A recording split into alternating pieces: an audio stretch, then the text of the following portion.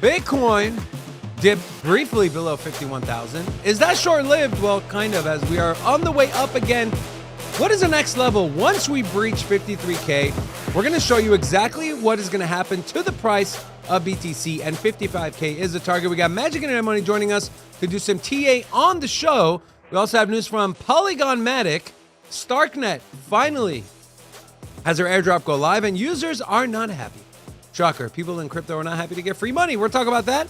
We also have big news to share, as a formidable opponent has come forward to try to remove Elizabeth Warren from her seat at the Senate. And wait till you hear what Brad Garlinghouse had to say about a potential XRP ETF. We're going to discuss that and much more in today's episode of Sin City Crypto. Let's get into it.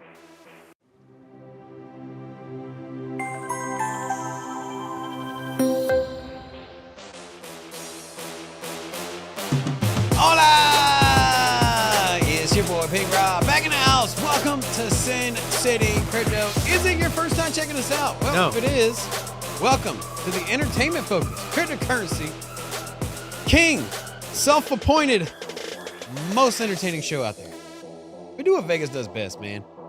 We take entertainment, we take all the fun, we package it up in a fun and kind of go broke kind of way every 4 years. You know who else is having fun and is broke?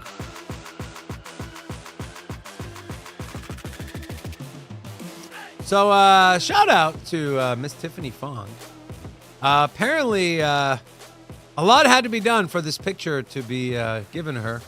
I don't mean that in like a weird way. But apparently this picture was taken and given to her by one of the inmates in this picture. The only other person besides Sam whose face is not covered here. And well, this is what our boy Sam looks like. You know,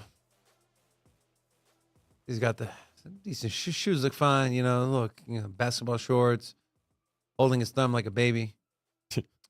Looks like he might have just got finished, eating dinner. Anyways, I figured he would have cut his hair, right? Something. I mean, yeah, there's barbers in jail, right? yeah. Yeah, I don't know. I mean, Like this dude right here looked like a hardened criminal, right? Like he's just like mean mugging, right? It's like neck tattoo, and then you got Sam Bankman-Fried. Hi, I stole $10 billion.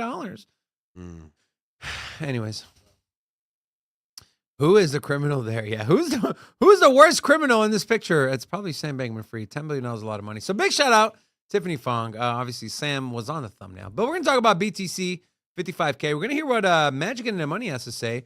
But I want to start with Ethereum. I want to take a look at the Ethereum chart here, and I do actually. So we did pin the Lux Algo premium indicator discount for you guys if you use that description or that link in the description. So here is ETH on the 4 hour. Now ETH has been rallying hard. I'm actually going to open up a separate ETH Bitcoin chart here, so you guys can take a look.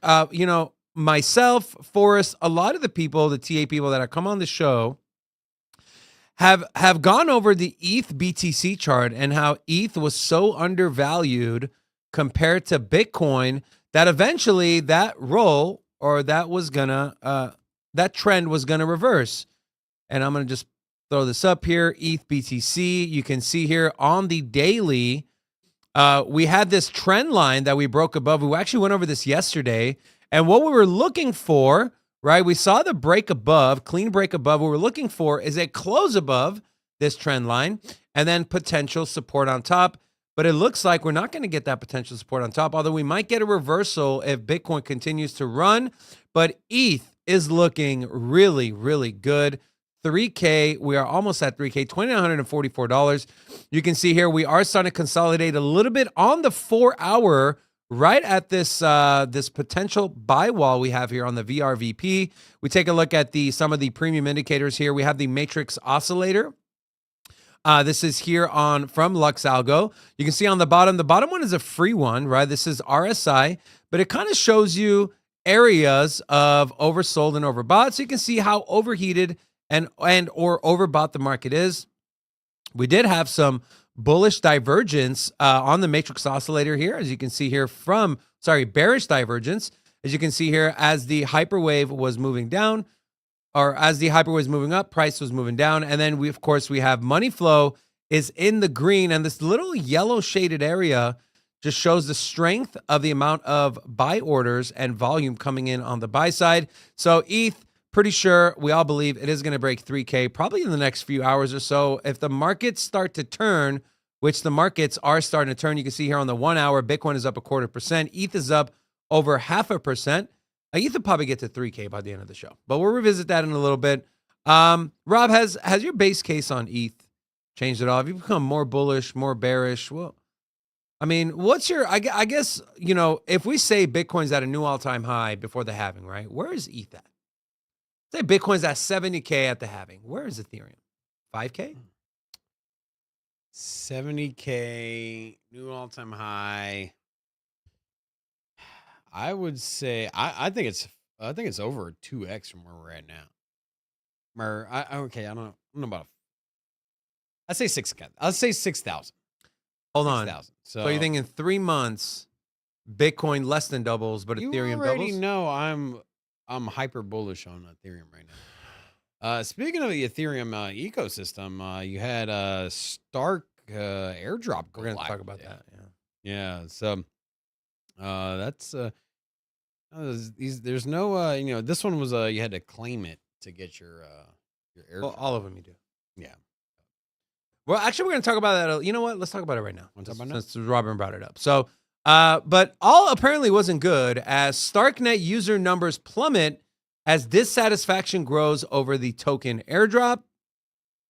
Starknet's active users. So this was one of the most hyped up releases, airdrops in our space for quite some time.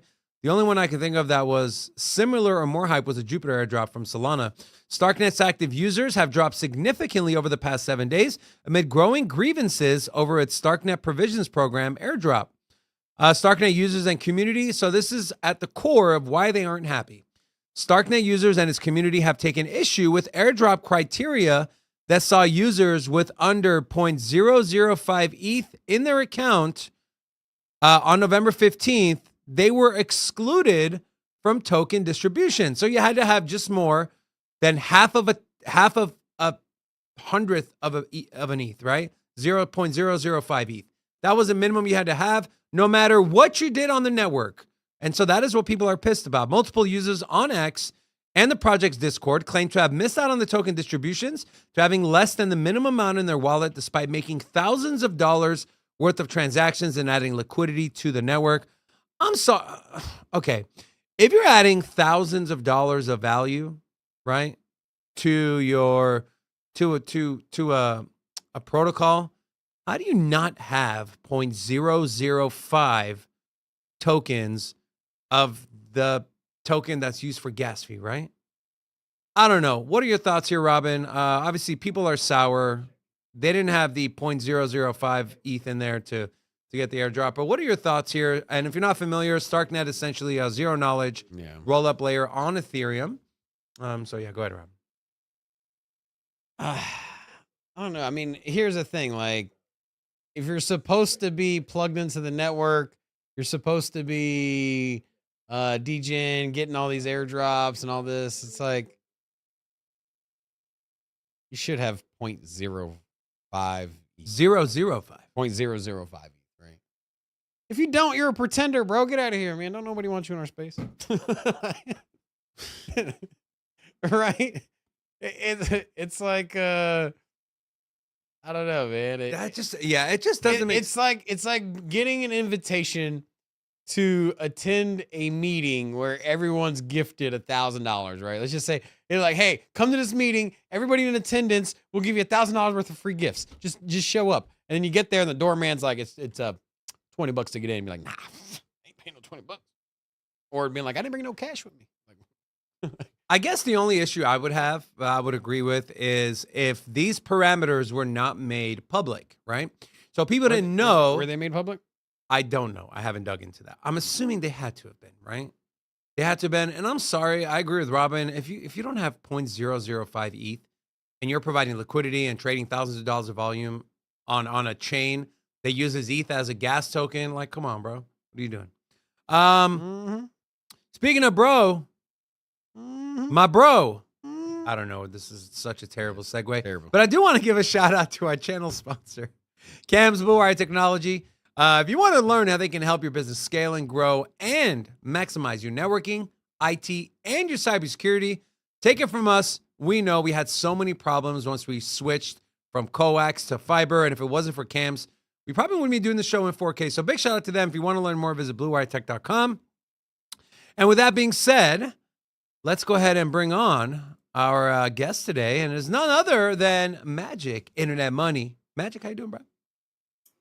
I'm doing fantastic, man. How are you guys? We're excellent, man. We missed you last week. We're excited to have you back this week.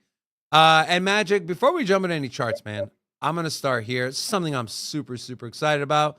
Did you see John Deaton has officially launched his bid to run for Senate in the great state of Massachusetts?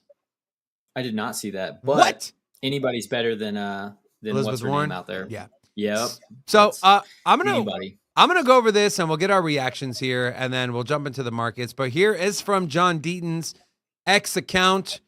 First, it was schoolyard bullies. Then it was greedy corporations and the SEC. And now I am taking on Washington elites. It's a 2 minute, 40-second video. Let's listen to what Mr. Deaton.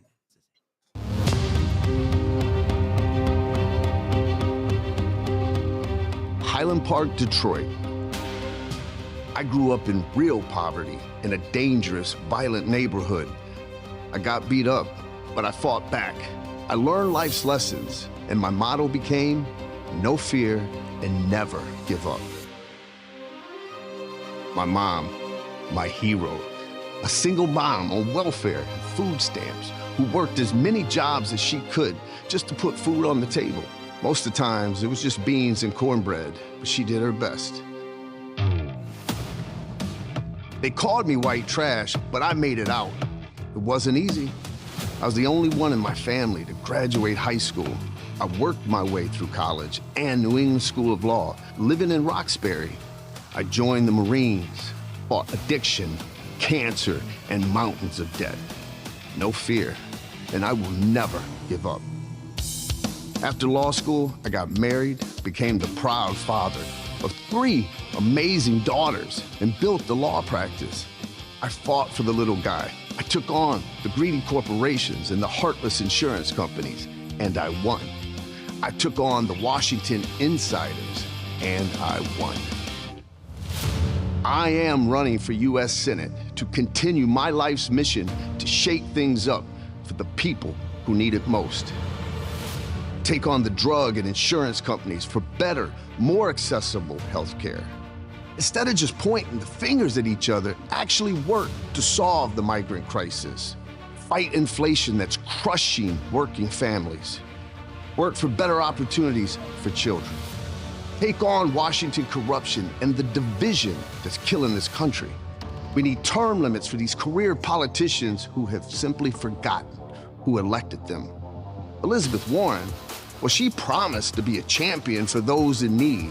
Instead, she gives lectures and plays politics and gets nothing done for Massachusetts. I will work day and night to make a difference in your life. I know your life struggles because I've lived them.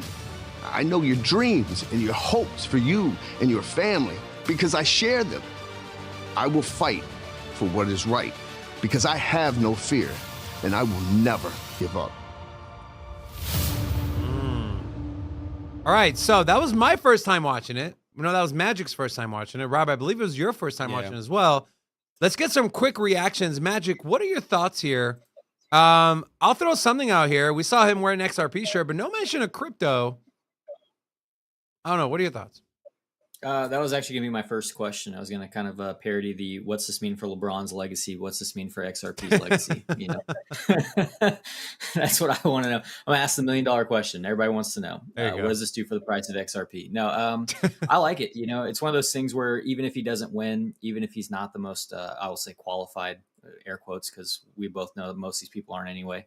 At least he's, you know, coming for someone like Elizabeth Warren, trying to like shake things up, and, you know, probably will be a champion of crypto if he gets in there, which would be great. So I'm all for it. You know, I think the system is kind of flawed as it is, and I'd like a little diversity. Why not? And then, Rob, I want to read this before I ask your opinion here. So this was an email Elizabeth Warren sent out New reporting from the Boston Globe indicates I officially have a Republican challenger considering running against me for Senate in Massachusetts. A guy who recently just moved here is prepared to kickstart his campaign with $500,000 of his own money and has been a big cheerleader for crypto interests. Ever since I began speaking out about protecting consumers from crypto scams and making that industry follow the same basic regulations and banks and all other financial institutions, the crypto lobby has put a target on my back. No, you did that yourself. And we know that the GOP will do anything they can to take Democrats' Senate majority away. And then this was retweeted by Eleanor Tourette saying she's trying to rally her donor base. So she says she's not worried, but her tone tells a different story as she stresses that the crypto lobby has put a target on her back. Rob, what are your thoughts about the video? What are your thoughts about him running? And also, I was gonna ask something else, but yeah, It's no secret, man. This dude is built a lot of his career. The cornerstone of his career is about him having expertise in the cryptocurrency space. He's the poster child when it comes to litigation in the SEC Ripple Labs court case, on the go-to source for information in that court case. And so very surprised that he didn't have much of any crypto discussion in that video at all, right? Feel like that should have been brought up somehow, way, shape, or form. Which, you know, which is, in my opinion, it's like, okay, but here's the thing. Why did he not? I disagree with you. Okay, but I think he was smart for not doing it. Okay, let me ask you a question. You say he was smart for not doing that. Now, do you think that was advice from a campaign manager? Probably. Okay, so now he's a pro crypto person, right? Running for office. That is, before he even gets in office, is to say that if he were to win, I'm sure his chances are probably pretty low. Let's just say he does get into office. What is the problem with politics? The problem with politics is that you promise one thing, you get in office, and then you get bought out, persuaded, manipulated, and then everything you stand for goes out the window. And so if this guy on his campaigning, his very first commercial, comes out and doesn't mention crypto because his campaign advisor says so, then what's going to happen when he gets into office? No, I think there's lobbying and money and power and influence. You're looking at it wrong. So whether he says anything about crypto or not, he's going to get the crypto vote, right? The crypto people know who he is. They're going to vote for him. So that's a given. So I think the idea here is to use some of the verbiage she uses, which was greedy corporations, right? Greedy pharmaceutical companies. That is Elizabeth Warren's whole rallying cry. We're the greedy companies. We're going to make them pay their fair share and this and that. Okay. He hit on that. So he's trying to make himself known to the people that don't know him because everyone in crypto knows him. They're going to get he's going to get their vote anyways. And then slowly, as you start campaigning and people realize who you are, and then crypto questions come up, naturally, I think he'll implement that. So I think it's actually a smart move. Anyways, what I'm going to do here, just to kind of, because we don't like Elizabeth Warren, is I'm going to drop the link to John Deaton's website. Feel free, and this is what it looks like. Feel free to go on there. You can see, and if you want to donate to his campaign, feel free to do that as well. And so big shout out to John Deaton, man. Obviously, you know, if someone like this gets in office, that's another pro-crypto, pro-Bitcoin voice in the United States government, and God knows we need plenty of those. Now, with that being said, go ahead, Magic. You want to say something? Can I donate in crypto? That's what I want to know. Let's find out. Probably. Yeah. I would. Okay, so let's do $25. No, it says Google Pay. Also, while y'all take a look at that, we did have a super chat. PayPal. All right, go ahead. So we had a $10 super chat from Redman. He said, "Hola, chart request for MIM, and then can you break down Engine, please? Dave, Rob, much love, Rocco." So Injective. Yep. And then we do have a few new people here in house. We got Mac Danos, Wicked, NMCT, Zen Guy as well, Carrie C. And so if you're new here, say hello so we can drop an hola back at you. And to you, hola! Welcome to Sin City Crypto. All right, let's jump right in here. I'm going to have Magic queue up a BTC chart, and I'm going to go over this while he does that. So this is the Bitcoin liquidation heat map. You can see here, the lighter the color gets, right, from purple to yellow, yellow signifies the more liquidations. And you can see here, right around this 51,357 level, we had about $250 million in liquidation. We can assume a majority of those were shorts as Bitcoin's price briefly visited that sub 51K level and then is nicely bouncing back. On the upside, we're looking at around 53,000. Let's call it 53K, where we should see $200 to $300 million in potential short liquidations that can send the price of Bitcoin to 55K. Where is Bitcoin right now? $51,556. Magic, what does the Bitcoin chart look like, and what are you expecting price action to do in the short term? Sure. So I am currently in a short actually on a Bitcoin, but that is one that's already been, take profits been had. So if you get stopped out, we're not getting wrecked here, which is ideal. So in terms of the chart, I was here actually last week. If you guys recall, we're here, had some pretty bad Valentine's Day jokes for you guys. You were, but that's right. Wait, no, were you? That's right. Yeah, I was gone the week before, but this is actually the box that we had drawn up. I got squirrel with brain Robin. magic, my So bad. yeah, it's all good. But this was the box we said we were targeting. Basically, we were looking for anywhere from 52,217 to 53,086.50. We hit 53,094 before we rejected right here. So the real question becomes, just kind of like you said, above 53,000, actually things do get very interesting. Mainly because, you are going to squeeze out a lot of people. There's going to be a lot of people that are looking at this like on the 4 hours, actually just going through this with the guys. They're going to be reading this as bearish divergence. There's a lot of people that are going to be reading it as bullish divergence. Neither one is really confirmed until this structure breaks. So if it breaks to the upside, you could be very well confirming that bull div to the upside, which would in turn, just like you kind of noted, squeeze out a lot of the shorts that were taken right here as well. But to the downside, if you break this low pivot, and I'll kind of get into the lower timeframes in a second and show you why that's important. I think your next target really is like 47K, on the high to medium timeframes. Does that mean that the rally is over? Not necessarily, but this was the area of time. If January wasn't the exact high, there was, I've reposted it several times for people. I did get asked in December that if January at 49K wasn't going to be the high, because it was December 8th, I think, what my plans were in accordance to that. And I said, well, actually, there's a secondary target for the end of February, right up around like 52, 53K in this box. So we front run it by about a week or two, but we're there. If you break above this, well, my next targets are like 55, 56, like anyone else. But on the high time frames, it actually is pointing more towards like 60. I still think level to level is the best, but at that point, I mean, you're pretty much looking at, can this go to all-time highs? And then everyone's going to be, shouting and chanting for him, and rightfully so at that point. So for me, if we're looking at it on the low time frame, just cruising in, I would just go down to like a 1 hour. These are the same kind of deviations for the yearly chart here. As you can see, these are the levels that we'll have for all of 2024. We just went through this in the group. These are all going to be the levels for the weekly, meaning that these are relevant to today until the end of the close of this week. So they line up right here. So why was this a big take profit? Well, technically, this is the prior session's average volume weighted price closure, right? That's all this was. And alongside the weekly pivot, right? So the average of price as well, just from a mathematical standpoint. So big area to hold. If you lose this area, you start kind of like working your way down and taking out some of these stops. So really nothing is broken. You're still range bound.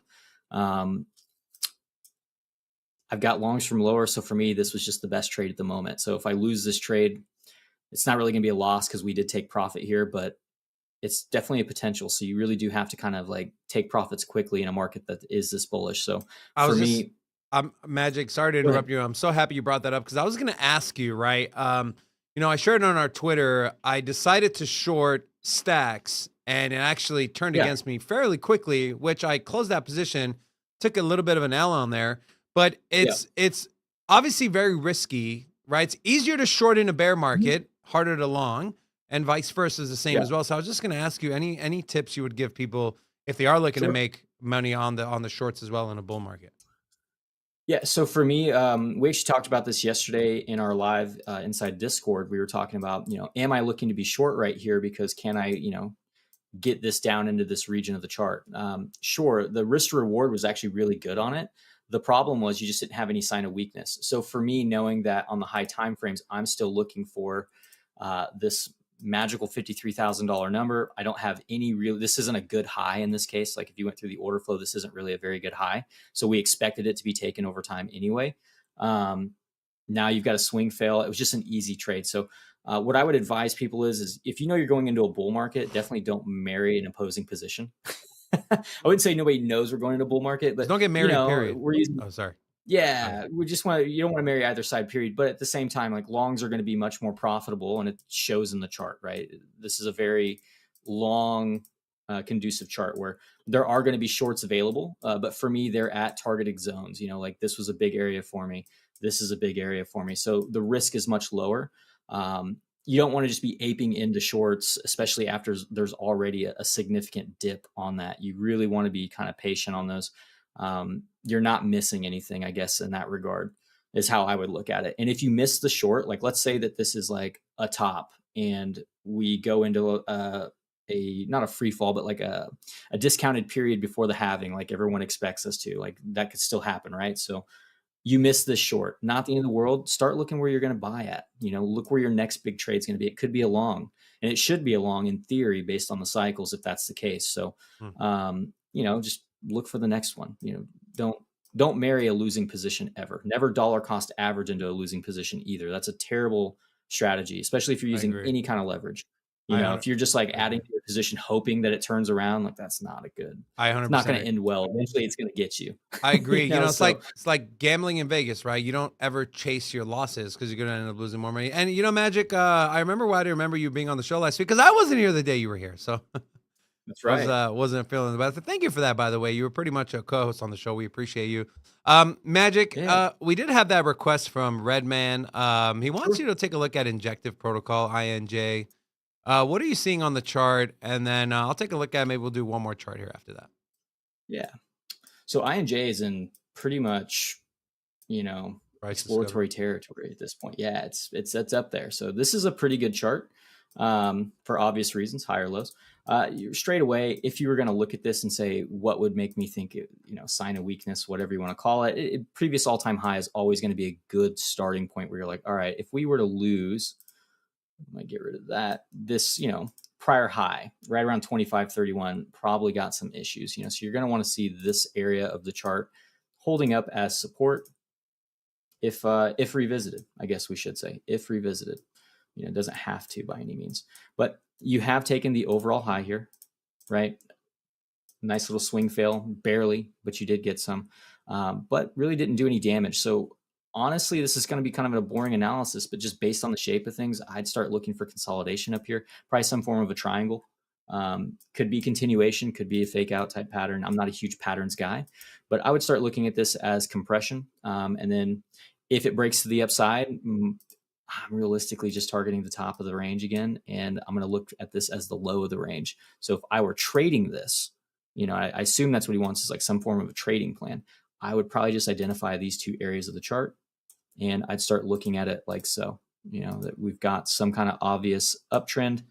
Oops. And we've got an obvious like downsloping trend here where you're going to start getting a compression where price eventually is going to break out and you're going to have volatility.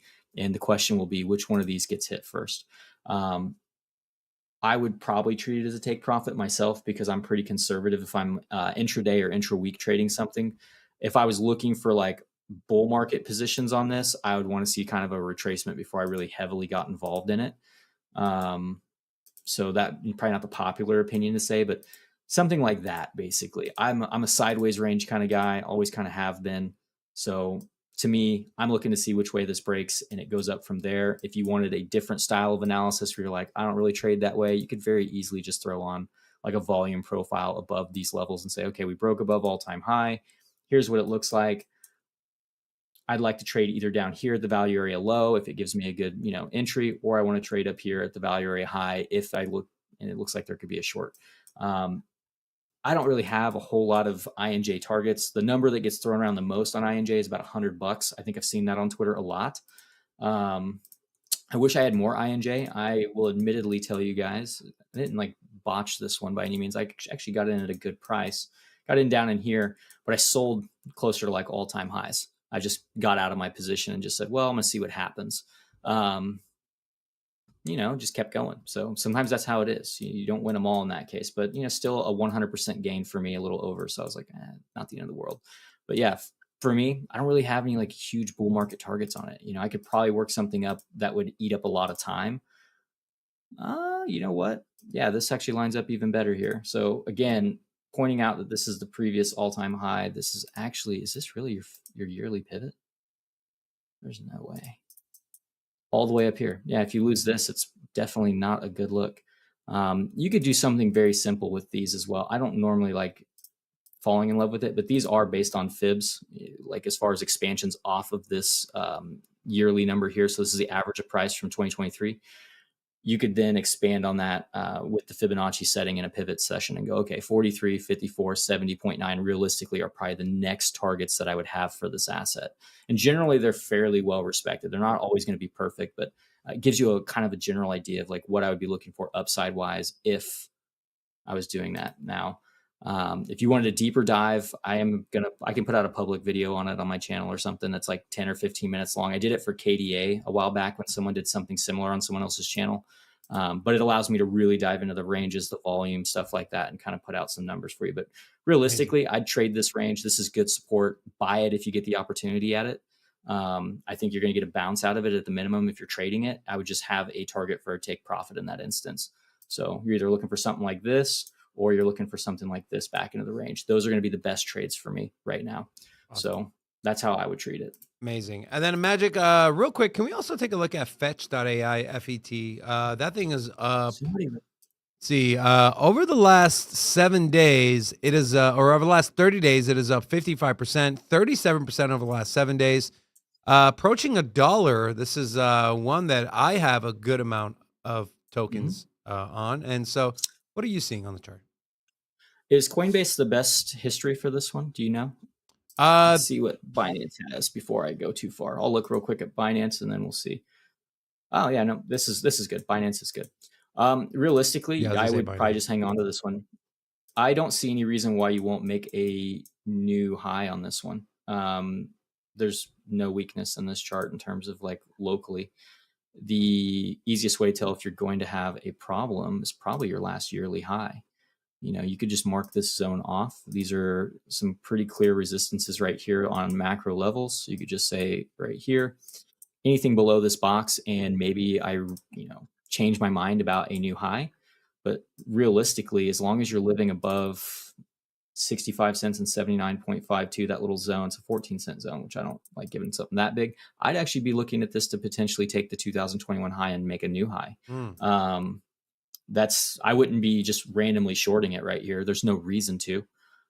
So for me, I'd be looking at this as probably going to try to make a new high. And then the question becomes, do we get more continuation, or does it take the high and then come back down in a retracement? Obviously in something like INJ, it did not do that. So you can't always trade off of that trade setup just randomly. But looking at this thing in log, which I like to do on some of these coins because it gives you a good idea of the market structure and history. I mean, this is actually not a bad chart for crypto, mainly because a lot of crypto charts look like Christmas trees. They go way up and then come way down. This one, on the other hand, is you get your starting point here, but for the most part, this is higher lows. You can see higher lows after higher low after higher low. So if it takes the high, it would just be in sync with what's going on. There's a lot of channel traders out there. You can kind of see that you have one going on here. So if you wanted to give yourself like a small roadmap, you certainly could. You could do something like this, and you could just say, well, I've got a really, really nice channel that's forming. You're at the EQ of it now. It's very well respected. I would actually be curious where the one-to-one. So this is the trend-based Fibonacci tool, just so you know. All we're doing is we're tracking this from the low to this high and then down to this low. So we're projecting the distance from this point right here and this point off of this new low, right? So we're projecting off of it. So you can see you're actually at the gold pocket of it right now. Get rid of the 382 and the 0.5 just because they're not necessary. And you'd be, in theory, if this was like a good ABC, and this is like something that might take time to play out, you'd be looking for like $8, which is way too high in my opinion, but you never know. You say $8? Yeah, that'd be way too high. I think there's more important things like market cap, but in theory, if it was to reach the top of the channel again, you'd be looking at like some kind of confluence between time and price. This is a weekly chart, so this does take you into the middle of 2024, which would probably imply Bitcoin does go to all-time highs at some point. But it would, you'd get something like that. So for me, am I buying right here? Probably not. But am I shorting randomly? No. I think that you've got a pretty good opportunity potentially to take some profits at the all-time high. There is some resistance here, obviously, both from like a fib standpoint, a channel standpoint. Your all-time high is there. So I would just keep an eye on 119.85. If you can get above and hold that, then yeah, we can start looking at higher targets. If not, we start looking for where's the next area that makes sense to buy at. And let's get rid of some of this stuff. And let's actually just go to like 3 of those because we just don't need all that data. Yeah, I mean, if you get rejected here, I would just look at it to come back and start basing out of this like between 79 and 65 cent region, maybe touches as low as 51 cents, but realistically just retesting its breakout essentially. And if you get down to that if you get down to that 70-cent level you're talking about, would that look like, obviously we don't know what price action is going to look like when it gets there, but would that be a decent area to maybe enter a long position? Yeah, potentially. So, in theory right here, you kind of have like a little bit of a breakout. Like when we go to the high time frames again, delete all this junk. So in theory, you have a bit of a breakout here. You can kind of see change of behavior on the high time frames. So when you go down to like the lower time frame, daily, weekly, whatever you want to call a low time frame, if this does get rejected here, a little bit of resistance comes back down, you do want to see this area holding. And you can see this would be a good area to get retested. The only thing I would do in lieu of that is I would just run the previous year. I think would probably be sufficient because it's right underneath consolidation. Yeah. So again, you could probably extend this box down a little bit. I know that's not sexy because it's a really big area to be looking at. But as long as you're basing at this blue box or realistically above this last low, things are good. You're back testing your breakout. You're above last year's range, which is good. This consolidation or flag, however you want to look at it. And you want to see that. So if price does come up here and do something like this, this could be a very good opportunity to get in and maybe come back up and either trade this as a range, much like this is a range, or maybe it continues from there and the bull market continues. So you just kind of have to see what the market's doing in that moment. But if I was a buyer, I'd be waiting for this area to trade again, if possible. Amazing. So that's just my 2 cents. Awesome. Magic, thank you so much, man. We always love when you join us. If people want more Magic Internet Money, where can they find you? Best place to go is Twitter right now. I'm not as active as I have been, but I go through spurts where social media kind of burns me out. But you can find all my socials on Twitter. So it's one of those things where Twitter is the easiest way. I post my YouTube videos there. I go on other shows like your guys's. You guys get, I always try to retweet those. So, and I do share a lot of my levels, like all this stuff that I tell you guys about. Like I said, in January, I told you guys, or July, I told you guys we're looking for 49K in January. All that stuff's there. I don't like gatekeep it and then post it later. It's all there in the public. So you can go find those posts if you want to. Amazing. And I have his Twitter or his X handle here. And what I'm going to do too is I'm going to go ahead and post this in our chat here. So you guys can go over, follow Magic, and then stay up to date on everything he does. Magic, again, my friend, thank you so much, brother. We appreciate you joining us. And we'll see you next week. Yeah, thanks for having me. See you guys. Take care. All right. Shout out to Kenny G. He's been a member for 16 months. All right. I want to start. I want to go here. Then we're going to get into rate my portfolio. But first, from Caitlin Long, Argentina sees first monthly budget surplus in 12 plus years. Kind of briefly discussed that yesterday. But why is this important? This is a pro-Bitcoin president, very similar to Nayib Bukele in Argentina. And if they integrate Bitcoin somehow and they turn that economy around, my God, is that going to be a mascot for Bitcoin and cryptocurrency adoption? And then we have this, Brad Garlinghouse, CEO of Ripple, talks about a potential XRP ETF. Well, listen to what he had to say. So you would welcome an XRP ETF then? We would certainly welcome it, and I think it's inevitable that there'll be, multiple ETFs around different tokens. And I think you'll even see ETFs potentially around baskets that also, I think, further diversify that risk. Given there's so much excitement around the ETF dynamic here, are you in talks with the largest issuers, particularly BlackRock, to get this done? Well, I'm not going to comment on that. I know BlackRock has said some things publicly. We think it makes sense for the XRP community overall. Ripple obviously is a very important stakeholder in the XRP ecosystem, but we're not the only player. And look, we've seen, before the SEC lawsuit, XRP was the second most valuable digital asset. I think because of the headwinds of that lawsuit, we've now seen that largely abate. But the long-term view on these things is about, how do you create utility and really solve real-world problems with these different digital assets? Bitcoin's doing that very well as a store of value. XRP and its dynamics around being very fast, very efficient, and low cost on a per transaction basis makes it ideal for payments. And that's where Ripple really has leaned into as a company. Robin, after Ethereum gets their ETF, you think Ripple's next? Court case has to be done, right? Supposed to be this year, right? There's been rumors that it's around the corner. Could be in a couple days, could be in a couple weeks, could be a couple months. I don't think anybody knows. Well, here you go. Yeah. So a couple days. Yeah, I've seen that as well. So, it's on the right path, right? So, we're expecting it to be in favor of Ripple Labs. Now, whether it's an outright win and, it's some euphoric event where as the SEC just looks stupid and Ripple sticks it to the man, I think that's the best case scenario. And even in that situation, I still think that it falls short of what we expect Ripple to do for the price in the short term, if you're just looking at token price for XRP.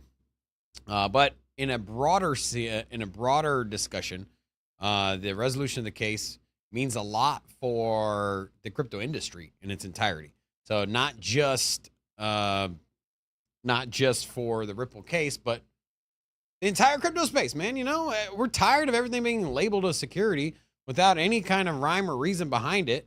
And when this is finally over, we can move on with our lives, right? Or at least people in the crypto space can. And hey, in doing so, it also legitimizes XRP, right? Because the thing is the reason that there's hesitation with banks and the ETF and exchanges here in the U.S. Using XRP is for the simple fact that the SEC is labeled it a security and saying, hey, stay away from it. So once the court case is resolved, at least you have the peace of mind to say, hey, it's approved or regulated in some sort, right? You have the green light. You're not going to get sued twice, right? So, I don't know. Are you? Actually, I take that back. You could get sued twice. Well, double jeopardy. Well, isn't there a rule against but not for the same thing.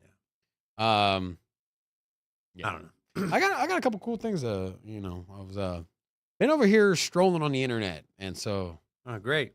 I found a lot of stuff, man. A lot of stuff, man. So excited. Really excited. Okay, ahead. so here's one. Liquid Death. They had a. Have you ever seen it? This is the fancy water they put in a can and call it Liquid Death. Looks like an energy drink. Anyways, the highest bidder got to put their ad here on the case of Liquid Death, and so Coinbase is the official winner. And so if you're buying any Liquid Death, have a Coinbase logo smack right there on the front. Also, Coinbase is going to crush it. This from Bitcoin News, the U.S. federal government's interest payments, the interest payments alone have now increased to $1 trillion annually. So ridiculous. Our GDP, what's the U.S. GDP? About 22 trillion. Yeah. So 5% of our GDP is going to interest payments. Is that what I'll just leave it there. Also, kind of think about. Hold on. 5% of the entire country's gross domestic product is going to pay interest on our debt. Now, remember, GDP is not how much money the U.S. government brings in to pay for its operations. It's a formula. Yeah, keep that in mind. It's not how much money, is not the balance sheet. So the balance sheet net inflows for the U.S. government is not the GDP. So that's the economy in its totality. And so how much, obviously, you know, there's, as a citizen, you usually get taxed around 40%, 50%. You know. No.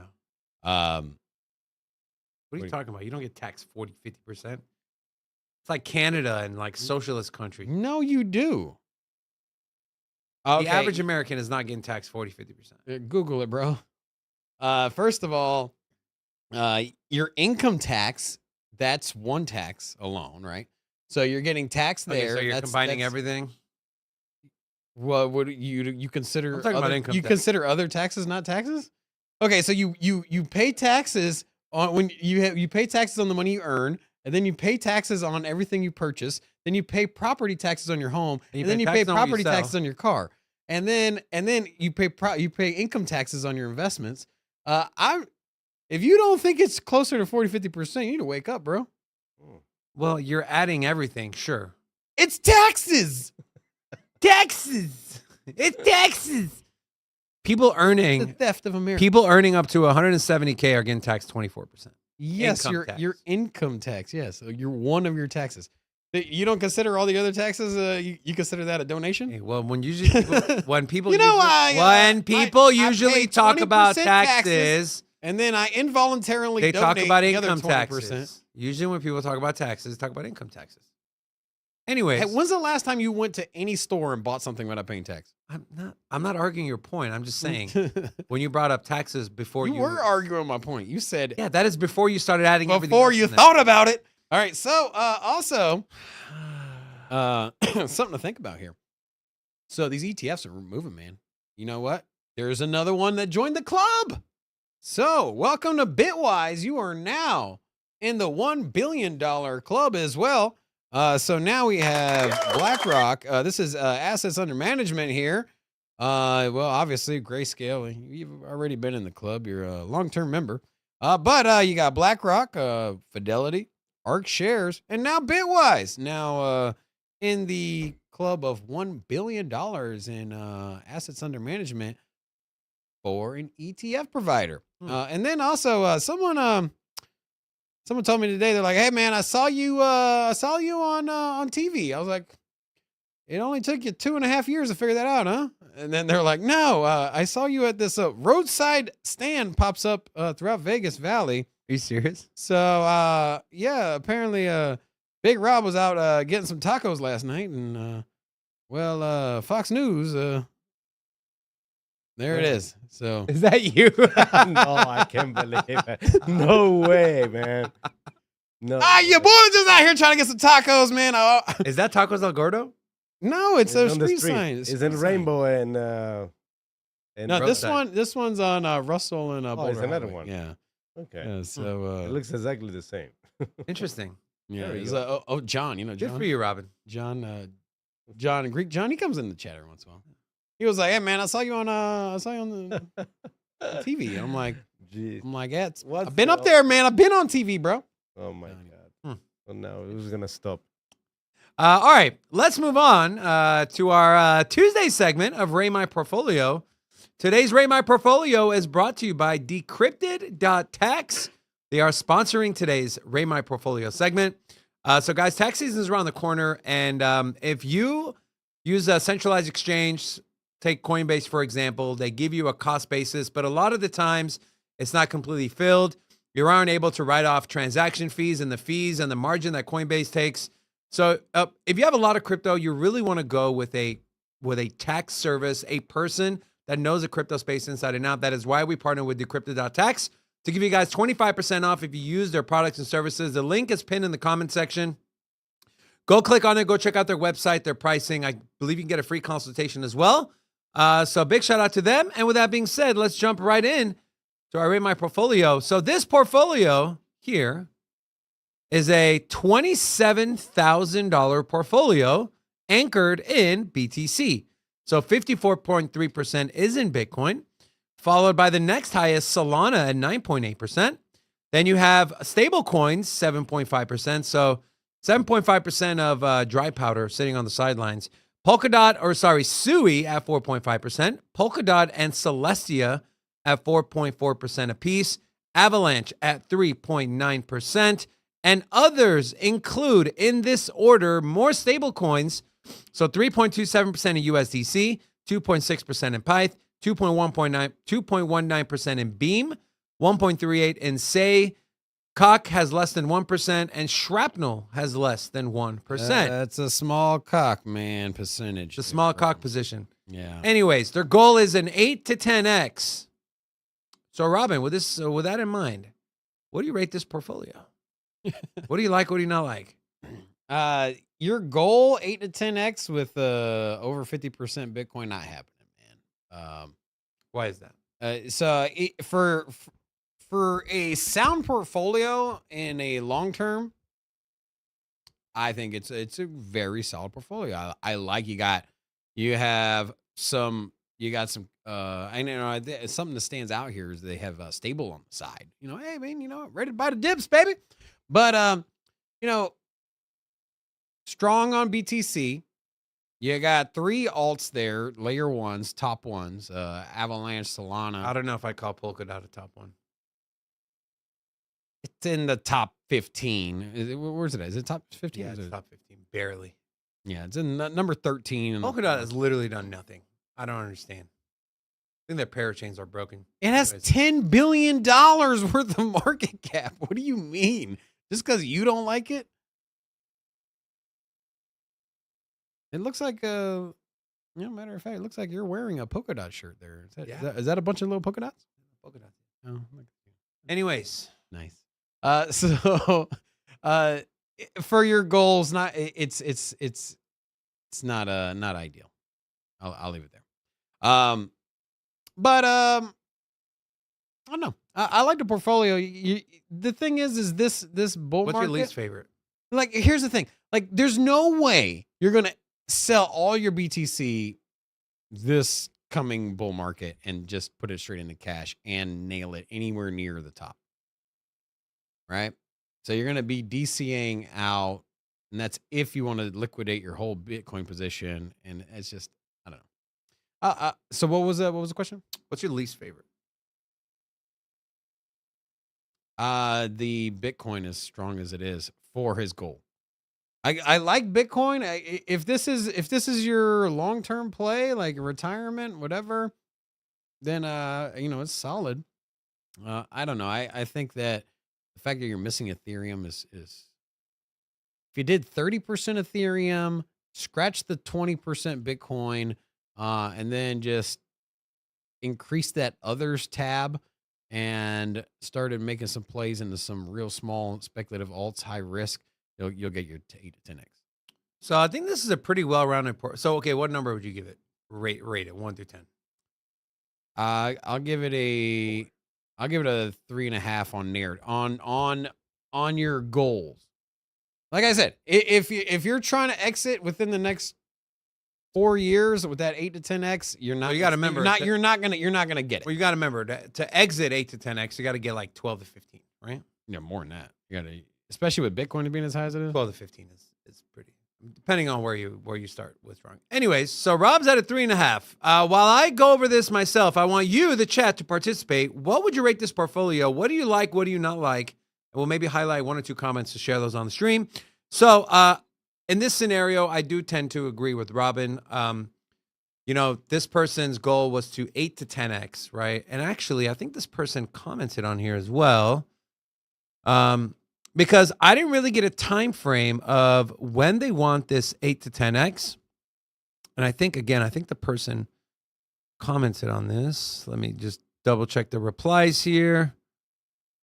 Okay, well, if he did, it's gone. But anyways, so Bitcoin, I kind of agree with Robin. I think 54.3% is a little too high for an 8 to 10x. Love Solana, love Avalanche, hate Polkadot in this portfolio. Celestia, like it. Sui, I think that 4.5% could be deployed elsewhere. And others, I don't understand why this person has $3,000 in stables. I feel like, well, assuming these stable coins were accumulated over the past 8 to 12 months, right? Yeah, over the last, okay, yeah, right, okay, maybe he's getting APY, but still, then don't include that in this portfolio, right? Should be an investment portfolio. Anyways, I'm curious, are you waiting for I don't know, Beam to go down 10% to buy and risk it going up 40, 50, 60, 70%? I just don't understand. For me, I get it, it's dry powder, but 10%, I think is a little too high. That's just my personal opinion. Like Shrapnel, so it's a pretty well-rounded portfolio. It's got gaming, it's got infrastructure in here. It's got layer ones like Say. It's got a meme play in here, less than 1%. But again, I would either get, if you really like Sui, I'd bring this down to like 2%. Definitely get some ETH in there. I don't see any Cardano in here. I don't see any. I don't think I see any AI play in here, right? No AI play. Yeah. No AI play.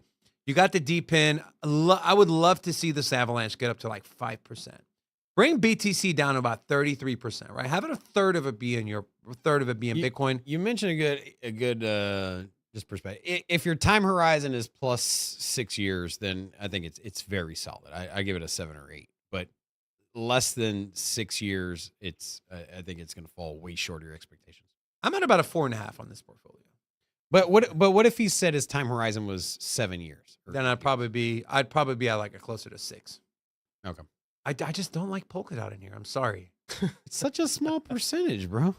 4.5%. If this is a $250,000 portfolio, Okay, so same percentage for Celestia and well, that one I think has got more upside. So you like Celestia better than Polkadot? I do. Sui, personally, but hey, I know some people have personal choices. Tomorrow you should wear a Celestia shirt. This is a good layer one. I love Solana and Avalanche in here. I love those. We did an Avalanche video, and if you're not bullish on Avalanche, something is definitely wrong. We got a few different Avalanche videos coming out. AVAX they're moving in the shadows, bro. They're moving in the shadows. They're just quietly building, growing. They got a lot of stable coin movement as well. Stable coins are very popular in Avalanche. They're also working with nation states as well. Those are some narratives that aren't even discussed at all. And then you got the giant headlines, giant partnerships. Gaming is absolutely exploding.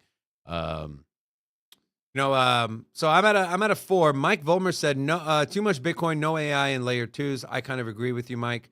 So I'm seeing 7.9 from Lonzo Harris. And I'm just gonna real quick read a couple of these comments here. So 7.9. Redman said, or Crypto Billy said, no ETH, big goal for those coins. Gives it a 5. 7.5 from Redman. Said he loves the layer 1 diversification. I tend to agree. Again, no Cardano in here though. And speaking of Cardano, we did tweet this yesterday. We got Charles Hoskinson joining us on Thursday. So in 2 days, he will be joining us. So we're running a little contest. What question would you ask Charles if presented an opportunity? Submit your questions. We will pick one winner, right? We will answer your question.